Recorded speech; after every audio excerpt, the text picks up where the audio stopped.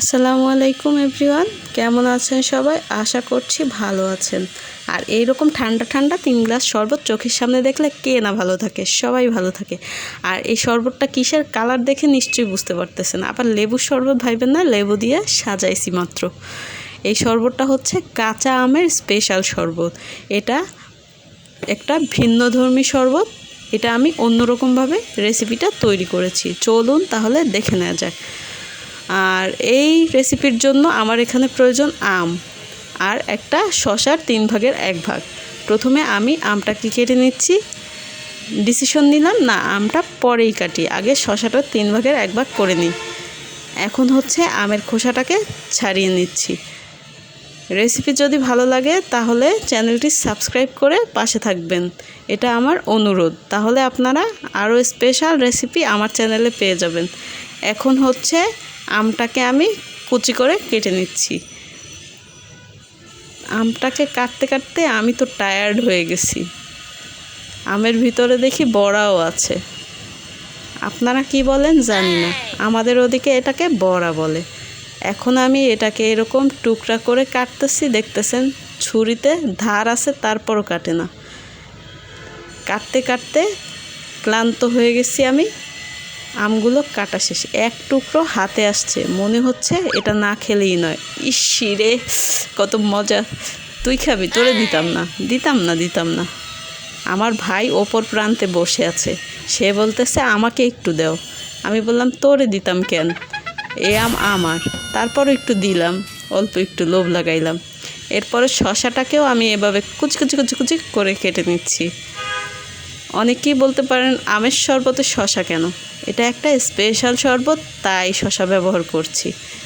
আপনারা দেখতে থাকেন, ঠিক বুঝা যাবেন কেন আমি শসাটা ব্যবহার করছি। এখন নিয়েছি হচ্ছে একটা লেবুর অর্ধেক। আর লেবুটা অর্ধেক নিয়েছি তাই বলে কিপটা ভাইবেন না, এখানে অর্ধেকই লাগবো। কিরে কাটে না কেন? টাইনা ছিটতে হয় শেষে। আর এখানে নিয়েছি একটা পাকা মরিচ।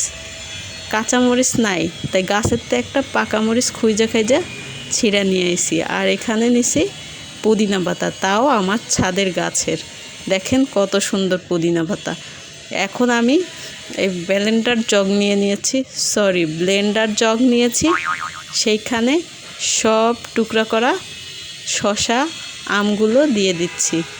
আর এই টুকরা করা শসা আম দিতে দিতে ভাবতেছিলাম যে কিভাবে কাঁচামরিচটা কাটা যায়, কারণ কাঁচামরিচটা অনেক শক্তিশালী। দেখেন কাটার চেষ্টা করতেছি, তাও কাটে না।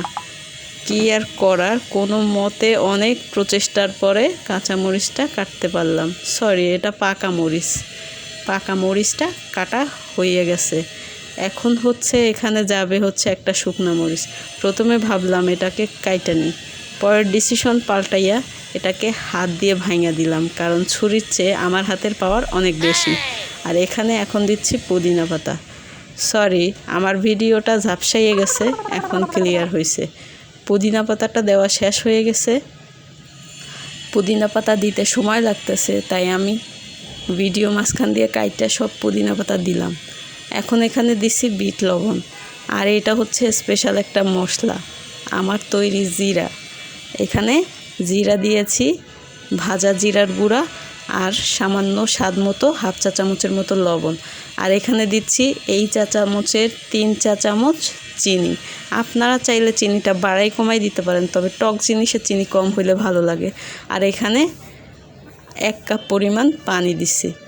এখন এটাকে ঢাকনা দিয়ে ব্লেন্ডার করে নিব, ম্যাজিকের সাহায্যে এটাকে ব্লেন্ড করে নিব। দেখেন কিভাবে ব্লেন্ড করি। আর আমি রোজা রাইখা খুবই ক্লান্ত, দুর্বল, তাই ব্লেন্ডারের জগটা ভালো মতো আটকাইতে পারতেছি না। আমার ভাই আমাকে আটকাইতে সাহায্য করছে। চলুন, আটকানো শেষ, এখন ব্লেন্ড করে নিছি। দেখছেন ম্যাজিকের মাধ্যমে কিভাবে ব্লেন্ড হয়ে গেছে। আল্লাহ আল্লাহ, বেশি পড়ে যায়, বেশি একটু এই যে পড়ছে, একটু দিছি। এটা দিছি সবুজ কালার। এই সিক্রেটটা অনেকেই আপনাকে কয় না। হ্যাঁ গো, আমের শরবত বানানোর পরে দেখা যায় কি সুন্দর চকচকে সবুজ। এটা কিন্তু এই লিকুইড ফুড কালার দিলেই হয়। দিয়ে আমি ঢাকনা বন্ধ করে আবারও এটাকে ব্লেন্ড করে নিতেছি ফুড কালারটা ভালোভাবে মেশার জন্য। খুলতে গেলেও কত কষ্ট, দেখছেন আমার শক্তি কত। এখন দেখেন কত সুন্দর সবুজ চকচকা কালার আইছে। এখন বাটিতে ঢাইলা নিছি, আর এখন আমি ব্লেন্ডার জগটা পানি দিয়ে ধুইয়ে সেটাও দিয়ে দিতেছি। আমি অপচয় করা পছন্দ করি না, তাই আমি ব্লেন্ডার জগে পানি নিয়ে সেটাই ধুইয়ে ভালোভাবে এখানে মিশিয়ে দিছি। আর এখন চামচ দিয়ে ঘুটে নিচ্ছি, পানির সাথে মিশে যাবে। আর এই আমের টুকরো কিছু কিছু আস্ত রয়েছে, এটাই এই শরবতের স্পেশালিটি। আর হচ্ছে জিরার গুঁড়া। এই টুকরাগুলো যখন মুখে বাঁধবে খেতে কিন্তু ভালো লাগবে, আর দেখতেও সুন্দর লাগে গ্লাসের মধ্যে পড়লে। আমি সবগুলোকে গ্লাসে ঢেলে নিচ্ছি। এখানে আমার একটা আমে 3 গ্লাস 3.5 গ্লাসের মতো শরবত হয়েছে, যেটাকে আমি গ্লাসের মধ্যে ভালোভাবে ঢেলে নিচ্ছি।